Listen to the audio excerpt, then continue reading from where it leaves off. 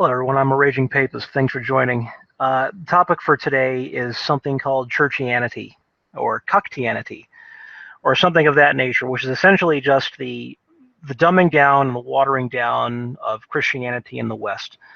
And it's a phrase that I've heard pop up now more recently. People are saying they're all Churchianity is a big thing, and where do we go from here? Is it time for a breakaway, one more split from Rome, all this other stuff? But if you're curious to read a bit more about Churchianity, um, there's a couple big bloggers who are sort of against it and sort of against the whole preponderance of all this stuff that is watering down Christianity. I would recommend Vox Populi. Great guy, great blogger. He's a Protestant, but he was big in Gamergate, and he is an awesome alt-writer guy that I really like. But one of the things I was thinking about with Churchianity was I was on Facebook, a den of cesspit, just a cesspit of villainy, a hive of scum and villainy, as it were. And there's many Catholics that I know, and this is unfortunate. So many Catholics that I know are diehard Democrats. They're diehard liberals. And I remember these are friends of mine from back in college, so that's about a decade ago. And at the time, I never saw an issue with it. That was sort of before my political awakening. Everything was kind of fine. Politics or Christianity was that neutral thing, right? It was purely secular. Politics was. So you could divest yourself from it. But I think the reason that so many Democrats are Catholic, or rather maybe so many Catholics are Democrat rather than on the right, is because they don't know any better. And yes, it's anecdotal, but I think there's more to it than just what I can foresee, because I'm willing to bet you that at the very least half of all Catholic parishes in the United States are cucked.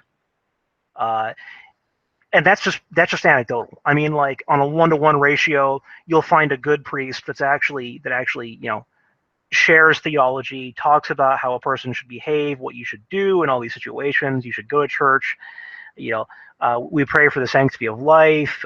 We are against abortion. We are against all these things. For every one of those priests and those parishes that extol that, there is one parish that doesn't share any of that. There's a parish out there that will do nothing but talk about the flow of refugees and how you need to care for them. The impoverished, how we Christians must look after the poor. How we Christians must make way, and they don't mean make way as in be replaced, although that's actually what they're saying. But we need to make way for people of other faiths so that they may come to see God. So we cannot chastise them. We cannot, because there's truth. There's a little bit of truth in what they say. And again, there's truth even in that statement. I mean, if a different faith says that the sky is blue, obviously I'm going to agree with them.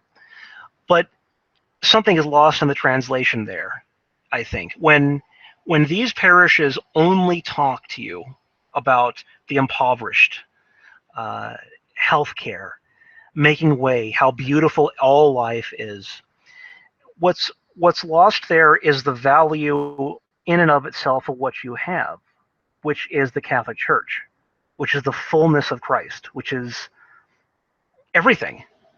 And if a person doesn't hear that, at the very least a couple times, then they are going to think that Jesus just came for the poor, that that all faiths are equal, that all peoples are equal, and everything's fine, and let's all pitch in together into a multicultural universalist paradise. So, which in itself is a bastardization of the faith, obviously. Jesus never said any of that. He said, be good to others. So Does that mean you lay down and die for them? Does that mean that your beliefs are irrelevant, that your views are irrelevant, and so you should just, well, there, I can't stand in their way? Obviously, I'm being a tad hyperbolic, but the point should be pretty clear, is that that's not Christianity. And so many people that I know that are Catholic who are Democrat, that's all they looked at. That's all they heard. All they heard were, when they went to church, they heard about the rights of others and what we should be guaranteeing them. How you live your life, style, what does it mean, the glories of the church and Western civilization. All they were taught was the glories of everything but.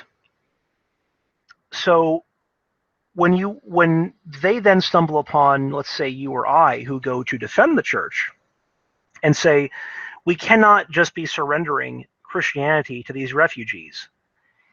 They are human beings, yes, but we cannot surrender our land to them.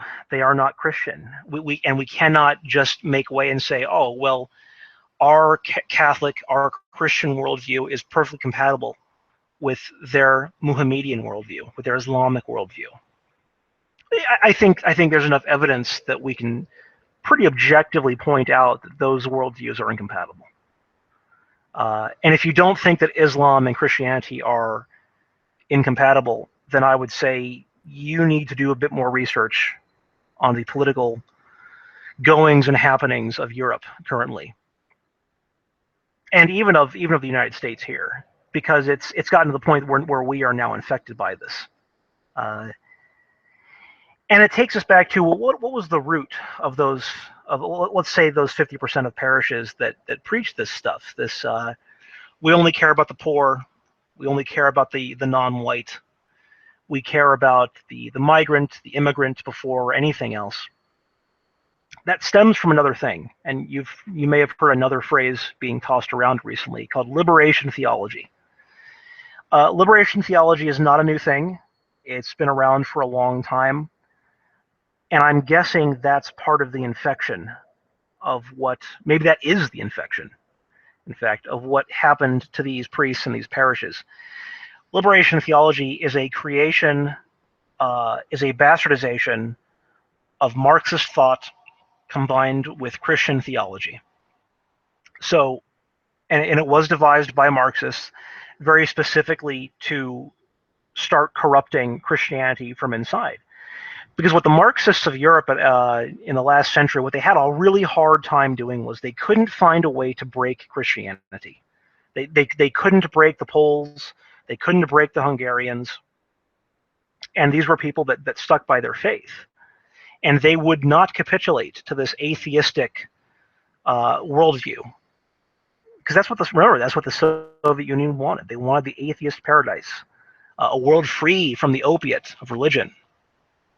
And the Europeans would not capitulate. They would not do it. So if they could not make the European bend, if they couldn't make them bend the knee to them, they would simply give them something new to bend the knee to.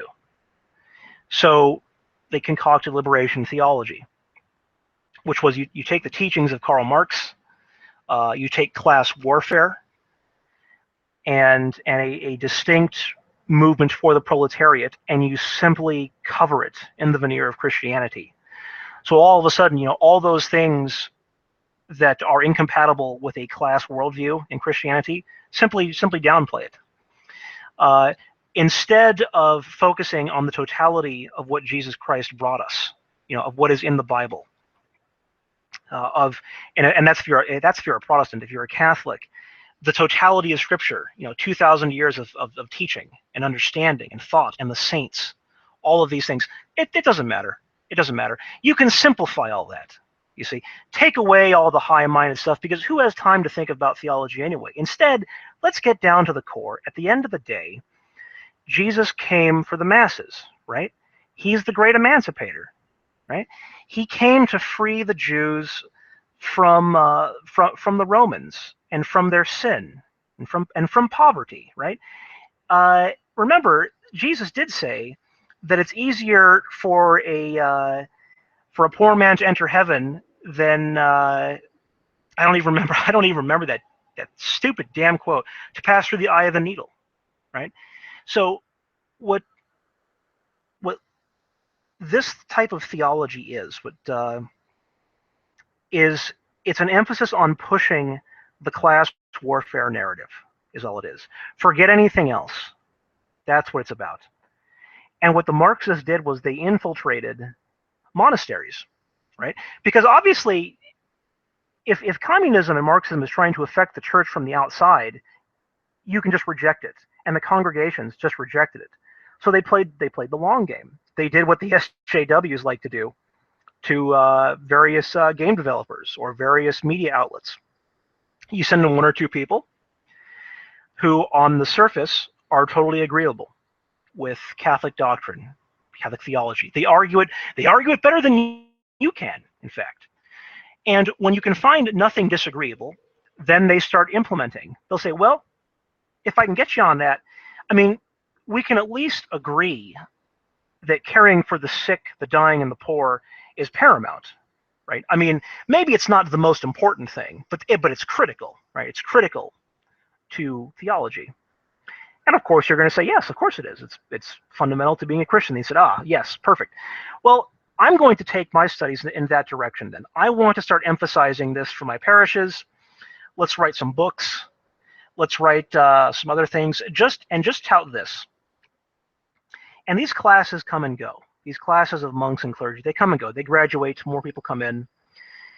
And the people that wrote these books originally, the people that were into liberation theology, instead of graduating and going into a parish where they would preach, they decided to stick around. They'll stay in the monastery. They will stay there at this institution of learning, and classes will graduate. New people will come in. New seminarians will come in. They will teach them now with a focus. Now you see how the focus is shifting now, because now they want to take it in this new direction of, well, God came for the poor. Yes, God came for every man. Yes, you have to be good to your neighbor. Yes, of course, we have to safeguard the church. Obviously. But you can all agree that we need to look after the poor, right? And it's easy, right? Just give a couple shekels here and there, and everything will be fine, right? So let's emphasize this first. They also then are able to recruit others for their cause, who will then also not graduate. They'll stick around too. So the class is now of people, of seminarians who are being trained in this theology, grows and grows and grows. And then they get people here and there across the country, right? Here and there. The point is, it's an infiltration of the people who share Christianity for the masses, because that's what's happened now in Poland. I was actually in Las Vegas over the summer, and I went to a Polish priest who I was astounded. You'd think Las Vegas, the center of sin and all that, you'd think that every parish here is going to be cucked. I was shocked when on Sunday I went to a guy who was from Poland, and he said he was a boy, and he said that the Poles have. Well, he was a boy when the communists left, and then he joined the seminary, and he can very distinctly said, and he told us all, the Poles have traded one form of poverty for another. They have abandoned the poverty of materiality, and they've replaced it with the poverty of spirit. Catholicism and Western culture kept them alive. It gave them the spirit they need to resist the Marxist occupation that was crushing them. And they did. And they had nothing. They had nothing, the Poles. And then in the celebration that occurred after the Soviets left, they opened themselves up now to the United States, to materialism, to all these things. And they started to they no longer needed. They no longer needed the bulwark of Christianity, the things that said, okay, well, here's what you stand for. They didn't need it because their physical needs were satisfied. So they forgot. And again, decades went by, and they no longer remember what it is to really live under the boot heel of Marxism, of communism, and of under the boot of the left. They don't really remember. Although there are certain nationalist tendencies, obviously, in Hungary and Poland, thank God, that are reemerging to say, no, no, no, we do remember. But the damage has been done, and the damage from this infection inside the church has done its work. Because then amongst the faithful, these clergy brought them away from the faith. They said, change your view. Don't worry about what the Marxists say. We can all agree with them that the proletariat must be taken care of. So if the proletariat must be taken care of, well, they're not that different than you or I, which is completely disregarding the purpose of Marxism, right? Completely disregarding the fundamental principles of atheism, right? Anti-theism, getting rid of religion for whatever philosophical reason you want to have. Religious theism and atheism are not compatible. And what liberation theology seeks to do is to combine them, is to erode Christianity to the point that it can operate within anything. There's another term for all of this: cultural relativism. Cultural Marxism, cultural relativism, but cultural relativism is that thing that was pushed, that these cucked parishes love to push, which is just the all cultures are beautiful. Now, you must assume that all cultures are beautiful, because surely you would agree with me that all people have dignity, right? If all people have dignity, well, then certainly in the eyes of God, they are beautiful people. And if they are beautiful people, well, then their culture must be beautiful too. Their culture is what they created. And so with that, that's the line of thinking. That means that you cannot criticize the foreign culture.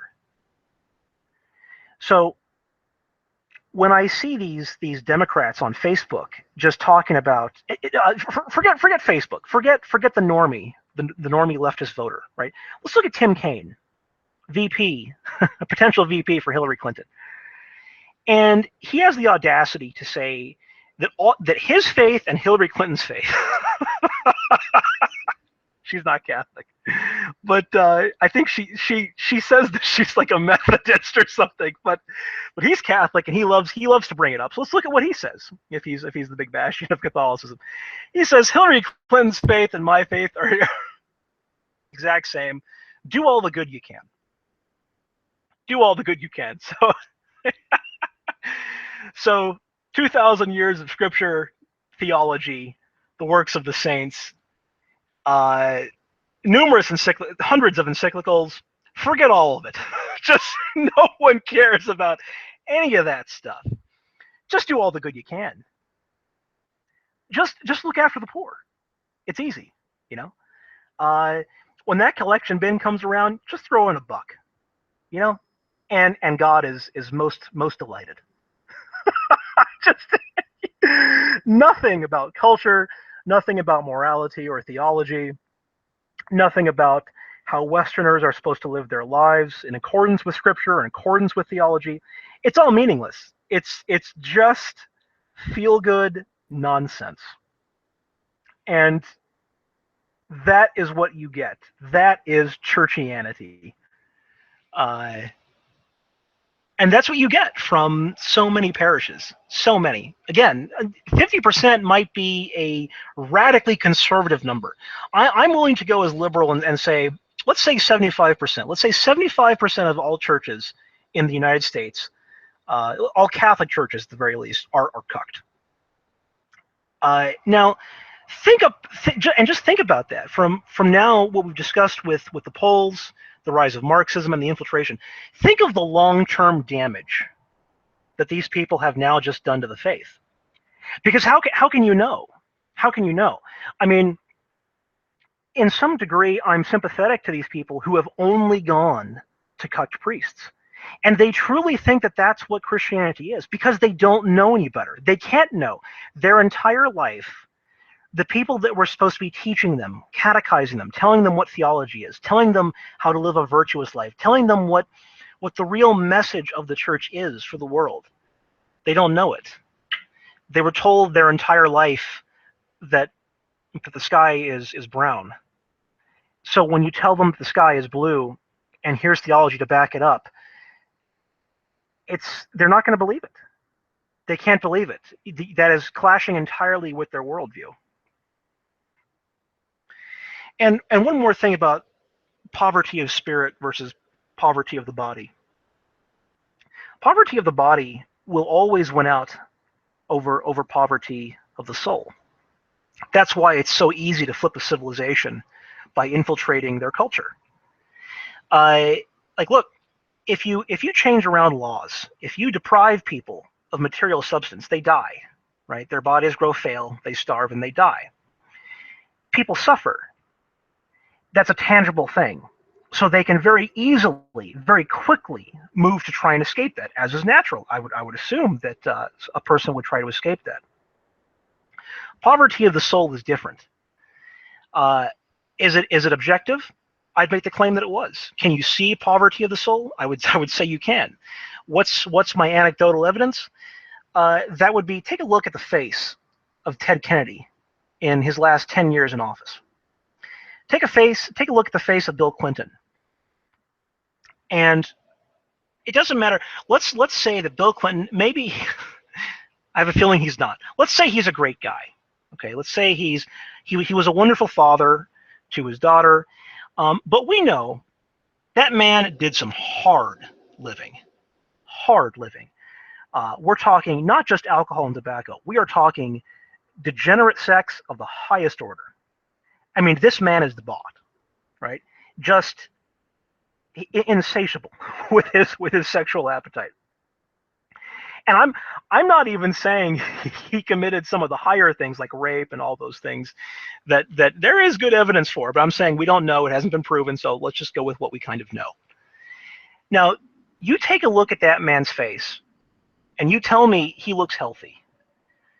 I don't just mean he looks old because he's an older man now. I mean, what's wrong with his skin? You know, it's funny. Star Wars, right? What happens? Why do all the Sith look like that? That macular degeneration. You know, the more you turn to the dark side, the more it physically changes you. And that's my evidence for the body. Look at Ted Kennedy. My God, the man was made of corruption. He was made of political abuse, scandal, and the big thing. Some of you guys are too young. I'm too young to remember. Technically, it didn't happen. I'm 30, but Ted Kennedy's big thing was get this. So the man is in a car accident with his mistress. Okay, in a car accident with his mistress. What happened was his car fell over a bridge into a river, and I believe she went unconscious, and she was in her seatbelt. So what Teddy does, he snaps off his seatbelt, breaks the window, gets out of his car. So now the car is filling up with water. He swims to shore and immediately pulls out his cell phone. The man pulls out his phone to immediately not dial for 911. He doesn't try to save his mistress. He calls his lawyer right there as the car is sinking to say, I've been in a car accident. What's my liability for the whore? That's what Ted Kennedy did. Like, so go back, take a look at Ted Kennedy's face, and you tell me, yeah, he looks like a great guy. I mean, his skin looks good. I'm sure all the bloating that's occurred around his face is just, it's just I don't know.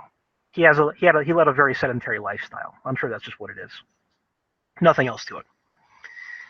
So that's poverty of the soul.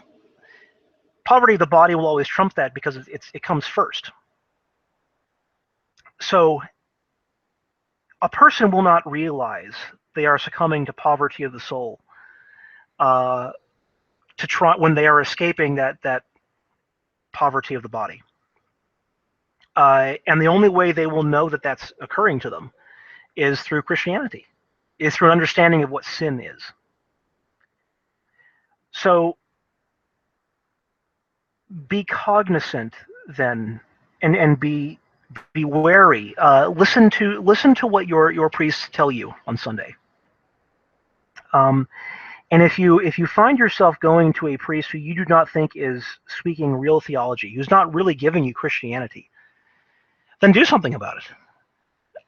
Don't sit there and stew and become bitter. I've done that. It sucks. Try to find a parish that's appropriate, that's real, that tells you how it is, that wants to lead people back to the faith and looks at us as individuals, not as a class of people to be taken care of. That's that liberation theology that we need to be made wary of. So much of Churchianity is just hand-wringing, virtue signaling, making you feel good about yourself. So much of Churchianity is the I can't support Donald Trump because he's a racist. He's a racist.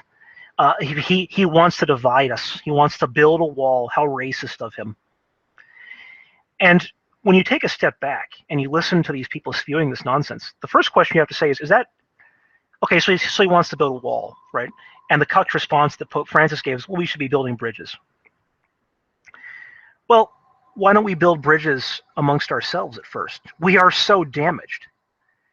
If between 50 and 75% of our parishes are so damaged, then shouldn't we be trying to catechize our own? Shouldn't we, so that we have a common understanding here of what Christianity is? When we have a firm understanding and we can pass that on to our children, then let's deal with the foreigners, because they are foreigners. Then let's deal with the quote-unquote refugees coming into Europe. I'm tired of it. I don't know about you, but I'm tired of it. I'm tired of these people saying that they speak for the church. And, oh my God, I listened to a woman at church speak to the deacon, and she just said, as I was leaving, you know, priests gather outside, the deacon gathers outside. This woman goes to the deacon, oh, this election is so hard. It's just so hard. I don't know who to vote for. And my immediate thought was, no, it's not. It's truly not. You have Hillary Clinton, who wants to destroy Christianity in the West, who favors globalism, who favors the eradication of our Western culture and our identity. That is one of the main pillars of that being our Christianity. And on the other hand, you have a guy who says that he wants to remove the political obligations that have been imposed upon priests at church that say that they cannot speak about politics. That didn't come in until the 60s. So this is quite clear. This is not a difficult election. That's the Churchianity telling you that if you vote for Trump, you're not a Christian. And frankly, I find that horrifying. I mean, that is scandalous in nature that you would say that to somebody. And I'm not going to take that anymore. And I don't think you should either. So this is not tough. This is not hard to understand. It's just time to start standing up to these people. So if you're a Protestant and you're listening to some guy talk about the poor on Sunday, and you're like, look, I get it. Taking care of the poor, it is vital, it is important, but there are other issues here that we have to discuss. How about how our church is under siege from modern culture, from the left, from all these things, and call them that. Call them the left. You know, be audacious. Have conviction when you speak to people, and I think you will find a receptive ear, and hopefully together we can start curing the Cucktianity that is a heresy amongst us. So that's all I have to say for now. Thanks for joining me, everybody. Talk to you guys later. Have a good one. Bye-bye.